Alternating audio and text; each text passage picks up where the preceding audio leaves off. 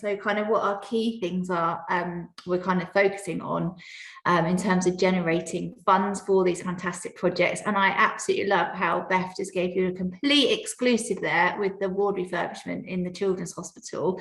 Very, very excited about that. And I know a number of you on the call, the virtual event today, have kindly supported the Children's Hospital in the past. So we're really, really excited about this and look forward to sharing more with you. So from a fundraising perspective, Beth mentioned her kind of change in role as well.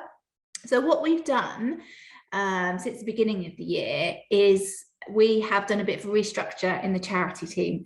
So whereas previously myself and Beth looked after different areas of the fundraising teams, Beth is now all things operational, and as you can hear, she's doing an amazing job on that side of things. My role has changed to be all things fundraising now, so I'm head of charitable giving, and what's really great about that is that we're bringing all of the fundraising disciplines together as a way of working together to kind of achieve obviously the ultimate goal of raising funds for the hospital.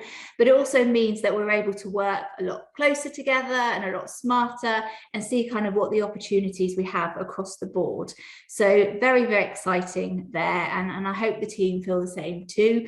I'm sure they do. Some of them are with us this evening, but because of that, we've got some really exciting kind of plans as we move forward. So for this financial year then, just want to pull out kind of some of the key themes that we have. Very exciting that we're able to have events again. I mentioned the ABP. We're continuing to be the lead local sponsor for that event within Southampton, which is great. And I'm sure that will just grow year on year, which is really, really exciting. But we've also got a couple of exciting events coming up too, ones that we've never done before in the past. So in May, 20th of May, I'm sure you've probably seen it on all our sort of social media channels. We've got a football match with all the ex-Saints legends who are actually going to be playing football against our NHS UHS football team. So this is really, really brilliant because it's obviously an opportunity for our brilliant staff to come together and play with some legend footballers, but also it's a really great opportunity for us to look to raise funds as well. So we can get about 5,000 people at this event in Eastleigh. So anything that you can all do to help support and get the word out there, we would really, really appreciate it, because we'd like to make the most of this very, very exciting event and get as many people together as possible to cheer our fantastic NHS football team at this really exciting time. We've also got an event which is a walk at Broadlands, the Broadlands estate. Countess Mountbatten of Burma is the patron of Southampton Hospitals Charity, and it's great that for the first time we've got an event there, all credit due to the Broadlands Birth Centre that has enabled this to happen. So this is our birth centre that we have over near Romsey, and we're actually hosting an event there, so it's going to be a walking event around the estate on the 7th of August. Again, we'll have quite a big capacity there for people, so we can have up to sort of 5,000 or 6,000 people. So again, anything that you can do to help support that. We're just sort of finalising some of the logistics in terms of the ticketing at the moment, but I'm hoping that next week we'll be able to launch it properly and start to kind of sell tickets for this brilliant event. And this event is very much a family event. It's all around having a beautiful stroll around the great estate, and also having just a brilliant day out with your loved ones, your friends and your family. So brilliant, we're very excited about that. We're also looking to start to access more support as well within the community, sort of through schools and corporates as well. We've had great support from these areas of the community in the past, but there's a lot more that we can do in terms of kind of supporting schools and corporates to help support generating funds for the hospital.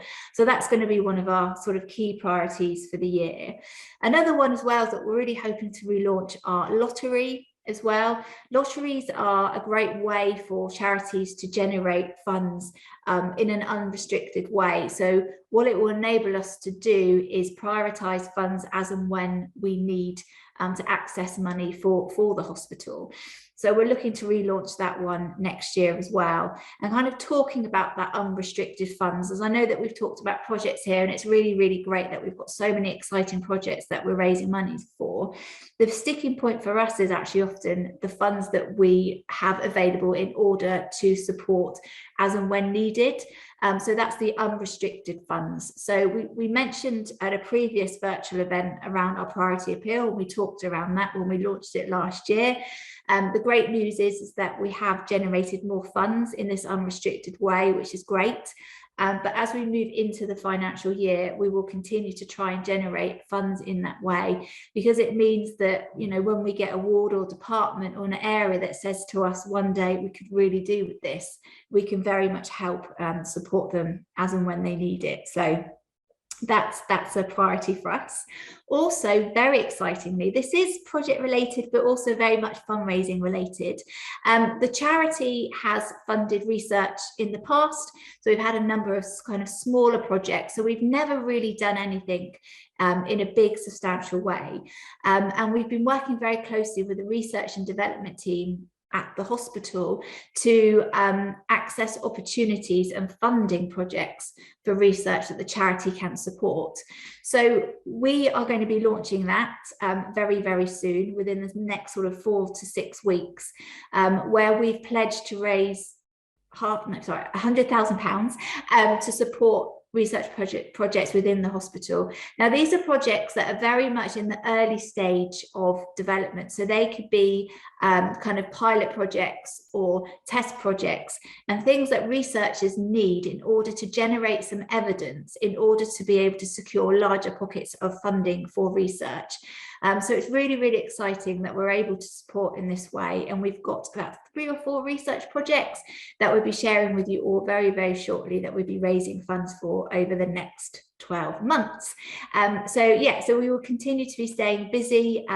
As always, the fundraising team love to hear ideas from everybody else, all you supporters. Thank you so much for everything that you do, and yeah, if you ever have any ideas or anything, things that you think that we should be looking into as well, please do let us know.